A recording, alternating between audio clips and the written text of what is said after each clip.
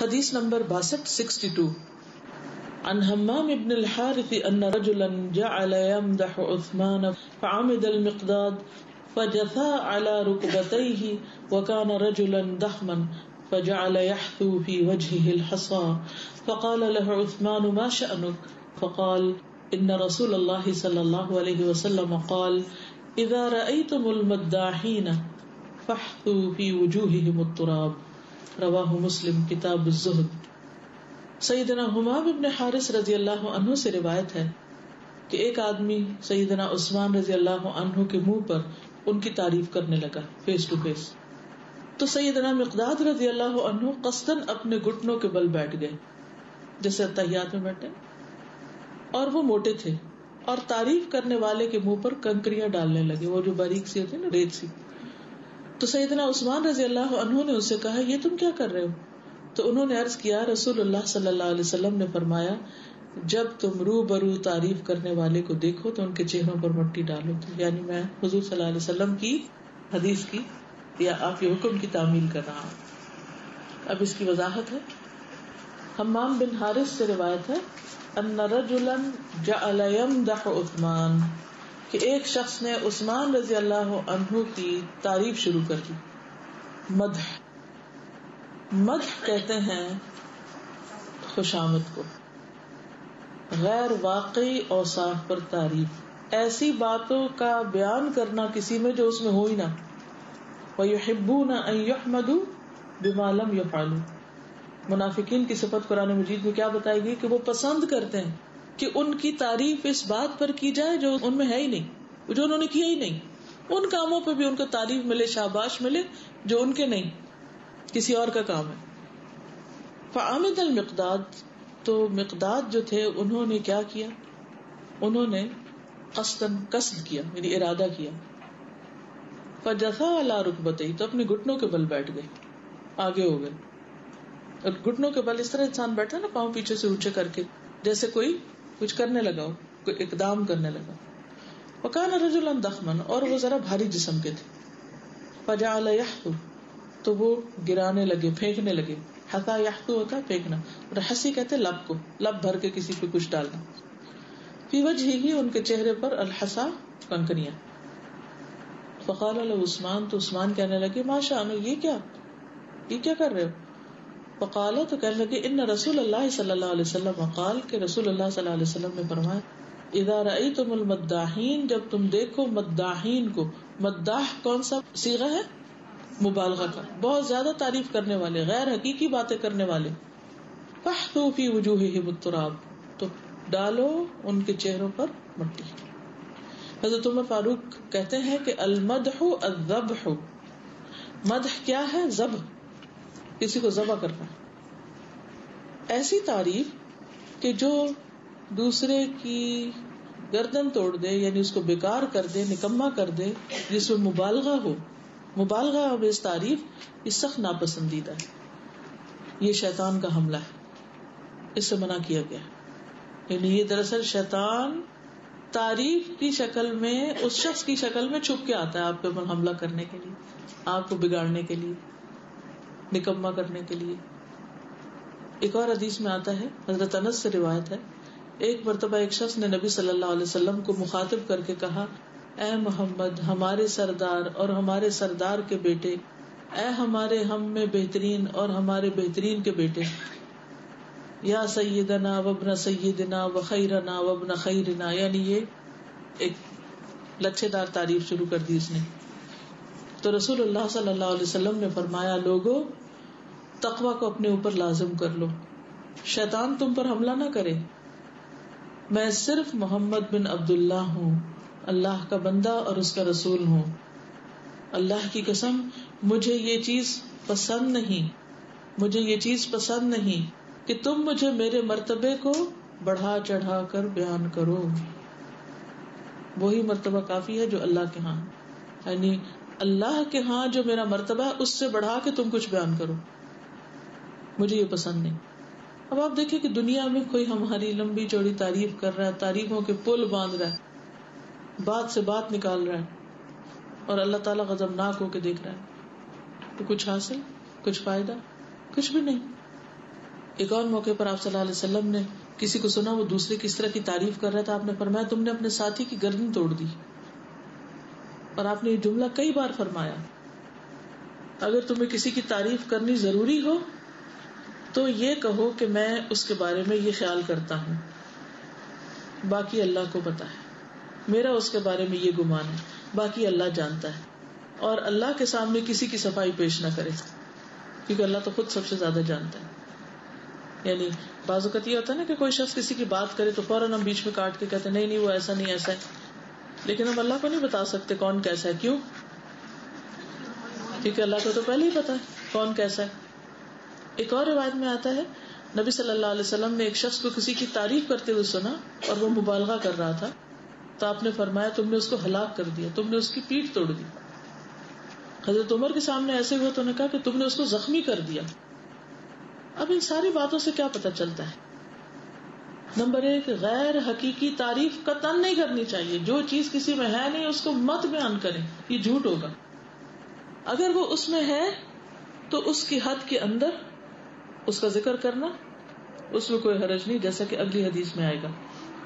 لیکن مدح کو پسند نہیں کیا گیا. اس کے مقابلے میں حمد وہ تعریف ہوتی ہے جو کسی کی فضیلت کی بنا پہ کی جائے, یعنی وہ خیر اور بھلائی اس میں موجود ہو. جیسے کسی کی سخاوت کی تعریف کرنا, کسی کی اچھے اخلاق کی تعریف کرنا, لیکن وہ چیز اس کے اندر ہے. یعنی ایک ہے مدح, مدح کے لیے اردو میں کیا آئے گا؟ خوش آمد, کیونکہ مدح سے منافقت جنم لیتی. اور ایک ہے حمد یعنی تعریف. اس کے مقابلے میں کیا ہے؟ تعریف کے مقابلے میں کیا چیز ہوتی؟ اپوزٹ کیا ہے؟ تنقید. تنقید نکتہ چینی, کسی پر کریٹیسائز کرنا. تنقید جو ہوتی ہے یہ علمی اختلاف ہوتا ہے, حقائق کی روشنی میں ہوتی, سبجیکٹو ہوتی. ٹھیک ہے نا؟ تو کیا کسی پہ تنقید کر سکتے ہیں؟ جی ہاں کر سکتے ہیں. تعریف کر سکتے ہیں, تنقید بھی کر سکتے ہیں. کیا نہیں کر سکتے؟ خوشامد. اور تنقید سے اگلا درجہ کیا ہے؟ تنقیس, کسی کے نقص بیان کرنا, کسی کی خرابیوں کو اچھالنا. اور کیا نہیں کر سکتے؟ کسی کی تذلیل, ذلیل نہیں کر سکتے. تحقیر. تنقیس ہوتا ہے عیب جوئی, عیب اچھالنا کسی کی اور اس کو انجوائے کرنا.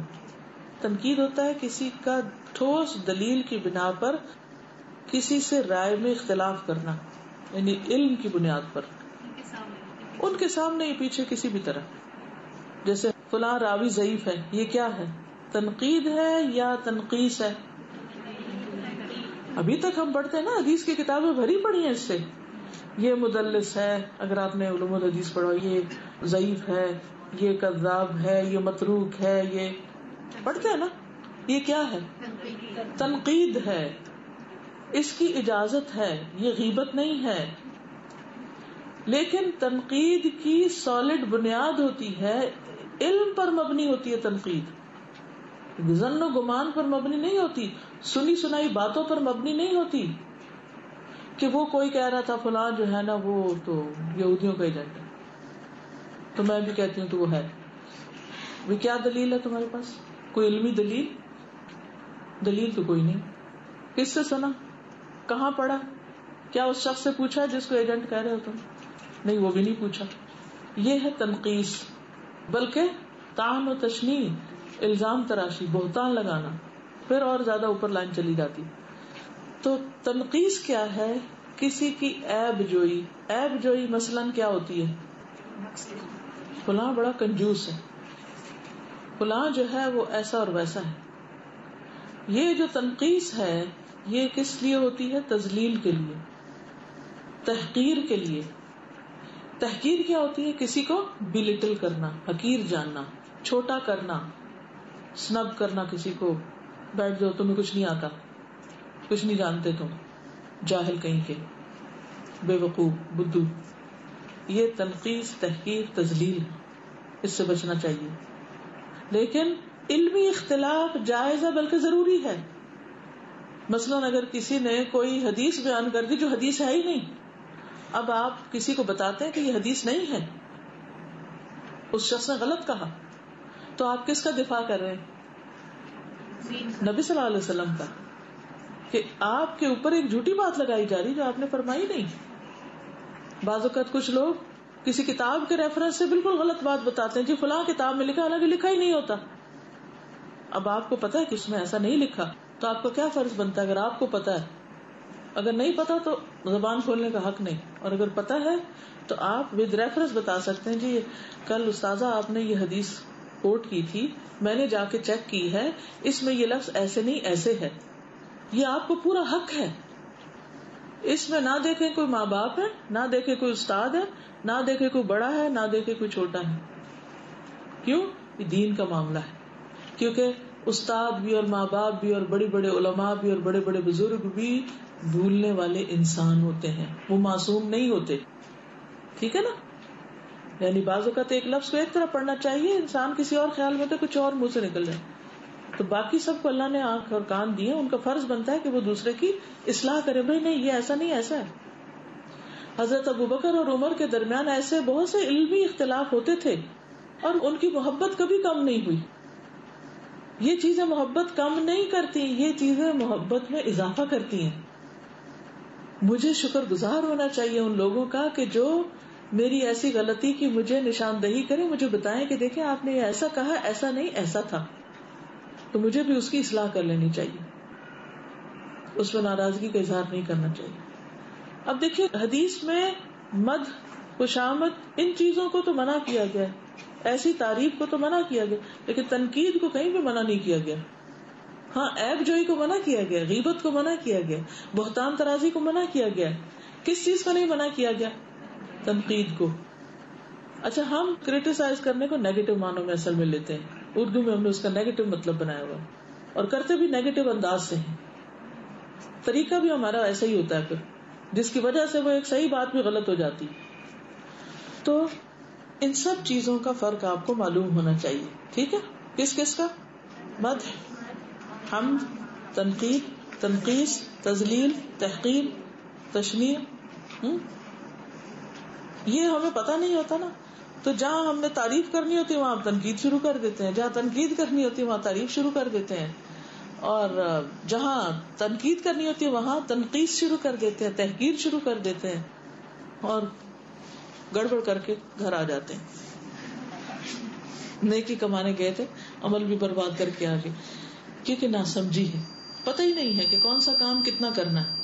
اچھا, کچھ لوگ جب ایک حدیث سے پڑھ لیتے ہیں کسی کی تعریف نہیں کرنی چاہیے, تو وہ کسی کی خوبی کو ایکنالج ہی نہیں کرتے کہ کسی میں کوئی بلائی ہے. کہتے نا منہ سے لفظ نہیں نکال کسی کی تعریف کا, کیونکہ اس سے تو, حالانکہ وجہ یہ نہیں ہوتی, وجہ یہ ہوتی ہے کہ وہ کسی کی بڑائی یا کسی کی اچھائی کو ماننا نہیں چاہتے. یہ پھر ایک اور خرابی. بعض لوگ اس بڑائی کو اتنا نہیں رہنے دیتے, اگر وہ 1 انچ ہے تو اس کو 1 فٹ بنا دیں گے. یہ غلط ہے, جو ہے ہی نہیں وہ ڈالیں گے اس میں. تو ایگزیجریشن, مبالغہ رائی, اور خوشامد اور غیر حقیقی اوصاف کی بنا پر کسی کی تعریف کرنا, یہ سب چیزیں ناپسندیدہ ہیں. تو اب کیا ہوا کہ جب اس نے ایسا شروع کیا تو حضرت عثمان نے دیکھا کہ وہ تو لٹرلی عمل کر رہا ہے اس حدیث پر. حضرت عثمان بھی خلیفہ تھے نا, تو عام طور پر ایسی خوشامد, مدح کس کی ہوتی, کس کے مداح ہوتے ہیں لوگ؟ جو بڑی شخصیات ہوتی ہیں ان کے مداح ہوتے ہیں, یا جن سے کوئی مقصد ہوتا ہے یا کوئی فائدہ اٹھانا مطلوب ہوتا ہے, ان کے مداح ہوتے ہیں. عام طور پر اس معاملے میں اعتدال سے ہٹ جاتے ہیں. اسی لیے اگلی حدیث بھی چونکہ اس مفہوم کو مکمل کرے گی, اس لیے اس کو بھی پڑھ لیتے ہیں. ٹھیک ہے, حدیث نمبر 63 عن ابی ذر قال قیل لرسول اللہ صلی اللہ علیہ وسلم ارأیت الرجل یعمل العمل من الخیر ویحمدہ الناس علیہ قال تلک عاجل بشر المؤمن رواہ مسلم کتاب البر والصلۃ والادب. عن ابي ذر قال قيل لرسول الله صلى الله عليه وسلم أرأيت الرجل يعمل العمل من الخير ويحمده الناس عليه قال تلك عاجل بشرى المؤمن. رواہ مسلم کتاب البر والصلۃ والادب. سیدنا ابو ذر رضی اللہ عنہ سے روایت ہے کہ رسول اللہ صلی اللہ علیہ وسلم سے کہا گیا آپ اس شخص کے بارے میں کیا فرماتے ہیں جو اچھے اعمال کرتا ہے اور لوگ اس کی تعریف کرتے ہیں. آپ صلی اللہ علیہ وسلم نے فرمایا یہ مومن کو جلد ملنے والی خوشخبری ہے. ٹھیک ہے. اب آپ کوئی اچھا کام کرتے ہیں اور آپ کی نیت بالکل نہیں ہوتی کہ لوگ آپ کی تعریف کریں, لیکن آپ اس کثرت سے خیر و بھلائی کرتے ہیں کہ لوگوں کے دل میں آپ کی قدردانی پیدا ہو جاتی ہے, محبت آتی ہے, ان کی زبان سے بھی آپ کے لیے خیر بھلائی کے الفاظ نکل جاتے ہیں جو اتنے ہی ہوتے ہیں جتنے آپ ڈیزرو کرتے ہیں, اس سے زیادہ خوشامد وغیرہ نہیں ہوتی اور نہ ہی کسی مطلب کے تحت ہوتی. تو ایسی صورت میں انسان کو پریشانی ہونے لگتی ہے کہ میں نے تو اس غرض سے کام نہیں کیا تھا, میں نے تو اس لیے کام نہیں کیا تھا کہ لوگ میری تعریف کریں. آپ کے ساتھ ہوا کبھی ایسا؟ بہت دفعہ ایسے ہوتا ہے نا کہ آپ کے وہم و گمان میں نہیں ہوتا کہ آپ کے اس کام کو کوئی سراہے گا, کرے گا, اور نہ آپ اس مقصد کے لیے کر رہے ہوتے, لیکن آپ تعریف سننے لگتے ہیں. اس وقت انسان کو گھبراہٹ ہوتی ہے کہ کہیں میرا عمل یہیں دنیا میں تو نہیں ضائع ہونے لگا, کہیں یہی تو اجر نہیں ملنے لگا. تو اس پر آپ صلی اللہ علیہ وسلم نے تسلی کرا دی کہ یہ دنیا میں مومن کو خوشخبری مل جاتی ہے کہ اس کا عمل جو ہے وہ قبولیت پا رہا ہے. اب اچھے کام کی جو تعریف ہے یہ ایک میزان بھی ہے, انسان کیا کر رہا ہے. کیونکہ دیکھیں نا, کہیں تو پتہ چلے گا تم اچھا کر رہے ہو برا کر. اگر کوئی آپ کی تعریف کر رہا ہے تو اس کا مطلب ہے کہ آپ کچھ اچھا کر رہے ہیں, اور اگر کوئی آپ کو کریٹیسائز کر رہا ہے یا تنقید کر رہا ہے تو آپ کو سوچنا چاہیے کہ آپ نے کچھ غلط کیا ہے. تو یہ دونوں چیزیں دراصل انسان کو بیلنس رکھنے کے لیے ضروری بھی ہوتی ہیں. عبداللہ بن مسعود سے روایت ہے کہ ایک آدمی نے رسول اللہ صلی اللہ علیہ وسلم سے پوچھا مجھے کیسے معلوم ہوگا جب میں نیکی کروں یا برائی کروں, کیسے پتا چلے گا کہ میں نے اچھا کیا کہ برا کیا؟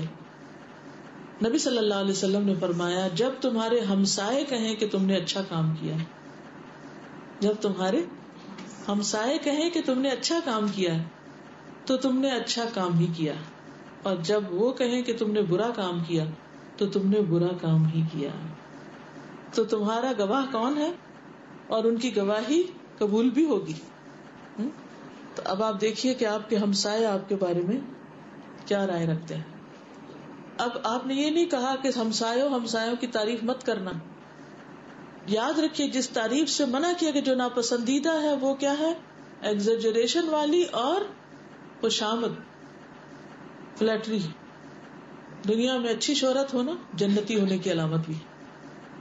ابن عباس سے مروی ہے کہ رسول اللہ صلی اللہ علیہ وسلم نے فرمایا جنت والا وہ شخص ہے جس کے کانوں میں اللہ تعالیٰ لوگوں کی طرف سے اچھی تعریف ڈالتا ہے. یعنی جب وہ اچھا کام کرتا ہے تو کہیں نہ کہیں سے اس کے کانوں میں اللہ تعالیٰ دنیا میں بھی وہ خوشخبری ڈال دیتے ہیں. کبھی خواب میں کچھ نظر آ جاتا ہے, کبھی کوئی ویسے ہی اکنالج کر لیتا ہے, یعنی کسی نہ کسی شکل میں, اور وہ سن رہا ہوتا ہے, یعنی دنیا میں سن کے مرتا ہے. اور جہنم والا وہ شخص ہے جس کے کانوں میں اللہ تعالیٰ لوگوں کی طرف سے شر ڈالتا ہے اور وہ سن رہا ہوتا ہے. وہ بار بار کہہ رہے ہیں کہ یہ اچھا نہیں کر رہا, اور اس تک پہنچ بھی جاتی ہیں باتیں, مگر اس کو کوئی احساس نہیں کہ وہ برا کر رہا ہے یا نہیں. تو لوگوں کی تعریف اور تنقید کو وزن بھی دیجیے کہ کیا کہہ رہے ہیں وہ. آپ یہ نہ کہ I don't care, who cares, مجھے نہیں پرواہ. نہیں, پرواہ ہونی چاہیے. پھر اسی طرح ایک اور حدیث میں آتا ہے, ابو زہیر ثقفی سے روایت ہے کہ رسول اللہ صلی اللہ علیہ وسلم نے ہم سے نباوہ یا بناوہ کے مقام پر خطاب فرمائے. جگہ کا نام ہے نباوہ یا بناوہ, یعنی نون اور با آگے پیچھے. یہ مقام طائف کے قریب ہے. آپ نے فرمایا ہو سکتا ہے کہ تم جنتیوں اور جہنمیوں کو الگ الگ پہچان لو, دنیا میں پہچان لو. لوگوں نے عرض کیا اللہ کے رسول صلی اللہ علیہ وسلم کس علامت سے, کیا نشانی ہے کہ کون جنتی اور کون جہنمی؟ آپ نے فرمایا اچھی تعریف کے اظہار سے اور بری تعریف کے اظہار سے. لوگ اس کے بارے میں کیا کہتے ہیں. اسی لیے اچھے مرد کی خوبی کیا بیان کی گئی, تم میں سب سے اچھے وہ ہیں جو اپنے گھر والوں کے لیے اچھے ہیں. تو لوگوں نے عرض کیا کہ اے اللہ کے رسول صلی اللہ علیہ وسلم کس علامت سے؟ فرمایا اچھی تعریف کے اظہار سے اور بری تعریف کے اظہار سے. تم ایک دوسرے پر اللہ کے گواہ ہو. تم کیا ہو؟ ایک دوسرے پر اللہ کے گواہ. دیکھو لوگ کیا گواہی دیتے ہیں تمہارے بارے میں, کیا کہتے ہیں تمہارے بارے میں. آپ کا سسرال کیا کہتا ہے, آپ کے شوہر کیا کہتے ہیں, آپ کے بچے کیا کہتے ہیں, آپ کے بہن بھائی کیا کہتے ہیں. پھر ہم کہتے ہیں جتنا مرضی اچھا کر لو, وہ تو مانتے ہی نہیں. ٹھیک ہے کچھ ہوتے ہیں ایسے, لیکن سارے ایسے نہیں ہوتے کہ اب سب کی بات کو رد کر دیں. آپ کو اس پہ سوچنا پڑے گا. اچھا پھر ہم کیا کرتے ہیں, بجائے اس کے کہ ہم خود کو ٹریٹ کریں, بعض اوقات ڈیفینسو ہو جاتے ہیں. نہیں ہم یہ اس لیے نہیں کر رہے, اس لیے نہیں کر رہے, مت مائنڈ کرو بھئی, اپنی اصلاح کرو, آئندہ یہ نہ کرو. اچھا پھر ایک اور چیز اس پر بھی سوچنا چاہیے کہ جب انسان برا کرے اور لوگ اس پر پکڑے اس کو, تو صرف یہ کہہ کے رد نہ کر دے کہ یہ تو لوگ ہی خراب ہو, سارے ہی خراب ہو. سارے تو نہیں خراب ہو سکتے. پھر انسان اس کی صداقت کہاں سے معلوم کرتا ہے؟ ان لوگوں سے جو اس کی ہاں میں ہاں ملاتے. تو سچا اور مخلص دوست کون ہے؟ جو بتائے کہ دیکھو یہ بات تمہیں ٹھیک نہیں. تنقید یا دوسرے کی نصیحت ہمیشہ کڑوی تو لگتی ہے, لیکن اس میں علاج بھی کڑوی گولی نہیں ہوتا ہے. یعنی اس کی پرواہ کرنی چاہیے, لیکن اس پرواہ کا مطلب یہ نہیں کہ پھر انسان صرف اس امیج کو ٹھیک کرنے کی کوشش میں لگ جائے. کیا کرنے لگے؟ علاج کیا ہے؟ صرف امیج بلڈنگ شروع کر دے. کیا کرے؟ اندر ٹھیک کرنا شروع کر دے, اپنی اصلاح کرنے لگے. لیکن دیر از سم تھنگ رانگ, کچھ ہے غلط, توبہ استغفار شروع کر دے. کیونکہ ہر انسان کی فطرت میں نیکی کی تعریف کا جذبہ ہے. عمرو بن حمق خزاعی کہتے ہیں کہ رسول اللہ صلی اللہ علیہ وسلم نے فرمایا, جب اللہ تعالیٰ اپنے بندے کے ساتھ بھلائی کا ارادہ کرتا ہے تو اسے لوگوں میں نیک نام کر دیتا ہے, یعنی وہ اس کو اچھی شہرت دے دیتا ہے. یاد رکھیے شہرت کا طالب نہیں ہے, اس نے شہرت کے لیے خود کوئی کوشش نہیں کی ہوئی, وہ اپنے اچھائی میں لگا رہا, شہرت خود بخود بن گئی. جیسے پھول ہوتا ہے تو اس کو کوئی پرفیوم نہیں چھڑکنی پڑتی, کوئی آرٹیفیشل اوپر سے کام نہیں کرنا, وہ اس کے اندر سے خوشبو پھیلتی. تو نیکیوں کی اپنی ایک خوشبو ہوتی ہے. کسی نے کہا کہ نیک نام کیسے بناتا ہے؟ آپ نے فرمایا وہ اس طرح کہ اس کے لیے اس کی موت سے پہلے نیک اعمال آسان کر دیتا ہے, یعنی اس کو اور زیادہ نیکیوں کا شوق لگ جاتا ہے. سمجھ گئے؟ حتیٰ کہ اس کے آس پاس والے اس سے راضی ہو جاتے ہیں, اس کے آس پاس والے اس سے راضی ہو جاتے ہیں, اور جب وہ مرتا ہے تو پھر خوب اس کی تعریفیں ہوتی ہیں. ایک وہ دور جاہلیت والا طریقہ تھا کہ وہ نام وری کے لیے بڑا بڑا مال خرچ کرتے تھے, نام وری کے لیے بڑے بڑے بہادری کے جوہر دکھاتے تھے, الٹے پلٹے کارنامے کرتے تھے. ایک وہ طریقہ ہے. اور ایک کیا ہے کہ انسان اپنے اوپر ورک کرنا شروع کر دے, اپنی خرابیوں کو نکالے, اصلاح شروع کر دے. اور اچھی شہرت جو ہوتی ہے وہ پھر صرف زمین تک نہیں رہتی, آسمان پہ بھی چلی جاتی ہے. یعنی آپ خود کوشش نہیں کرتے, آپ اپنے کام میں لگے ہوئے, لیکن اس کام کی خوشبو ایسی ہے کہ وہ صرف زمین تک نہیں آسمان تک پہنچ جاتی. تو اب دو طریقے ہیں, ایک یہ کہ آپ تعریف کے طالب ہوں, نام بنانے کے لیے ہر کام کریں, ہر وہ کام زیادہ کریں جس سے کوئی نام بنے, اور ایک یہ کہ نہ آپ تعریف کے طالب ہیں اور نہ اس لیے کام کر رہے ہیں کہ آپ کا نام بنے, بلکہ آپ نیکیوں کے شائق ہیں, نیکیوں کے پیچھے دوڑنے والے ہیں. آپ نیکیوں کے پیچھے دوڑ رہے ہیں اور اس کی خوشبو پیچھے پیچھے پھیلتی چلی جا رہی ہے. آپ کی کوشش سے نہیں پھیل رہی, وہ نیکی کے اپنے اندر ایک ایسی قوت ہوتی ہے کہ اس کی خوشبو خود بخود پھیلنے لگتی. نبی صلی اللہ علیہ وسلم نے فرمایا, ہر آدمی کی آسمان میں ایک خاص شہرت ہے. ہر انسان کی وہاں ایک کیٹیگری ہے, کون کس میں فعال کرتا ہے. من النبیین والصدیقین والشہداء والصالحین مقربین السابقین. کہاں ہے وہ فرشتے بھی اس کو واچ کرتے رہتے ہیں, اسکور کتنا ہو گیا, یشہدہ المقربون. اگر وہ اچھی شہرت ہو آسمان میں تو زمین میں بھی اچھی ہوتی, اگر وہ شہرت آسمان میں ہی بری ہو تو زمین میں بھی بری ہوتی. تو کرو مہربانی تم اہل زمین پر, خدا مہربان ہوگا عرش بری پر. ہمیں اپنے امیج کے لیے کام نہیں کرنا، ہمیں اللہ کی رضا کے لیے کام کرنا ہے. امیج خود ہی بن جائے گا، اور وہ جو امیج ہوگا نا وہ کسی کی تنقید، کسی کی تنقیص، تذلیل اس کو نہیں خراب کر سکتا، جتنے مرضی ہاتھ سے دو. نبی صلی اللہ علیہ وسلم کی کم مخالفت ہوئی تھی، صحابہ کرام کی کم ہوئی تھی، لیکن آج آپ دیکھیں ابو جہل کے چاہنے والے کتنے ہیں اور بلال کے چاہنے والے کتنے ہیں. مالی رتبہ کس کا بڑا تھا؟ ابو لہب کے چاہنے والے کتنے اور محمد صلی اللہ علیہ وسلم کے چاہنے والے کتنے ہیں؟ مال کس کے پاس زیادہ تھا؟ پاور کس کے پاس زیادہ تھی؟ لیکن بات اس سے نہیں ہوتی کہ آپ کتنے پاورفل ہیں، بات یہ کہ آپ کتنے بااخلاق ہیں اور کتنے اللہ سے ڈرنے والے ہیں. اللہ تعالی ہم سب کو بہترین عمل کرنے والا بنا دے. وآخر دعوانا ان الحمد للہ رب العالمین. سبحانک اللہم وبحمدک نشہد ان لا الہ الا انت نستغفرک ونتوب الیک. السلام علیکم ورحمۃ اللہ وبرکاتہ. ویڈیو کے نیچے سبسکرائب کے بٹن پہ کلک کریں، بیل کے آئیکن پہ کلک کیجیے تاکہ ہر نئی ویڈیو کی نوٹیفیکیشن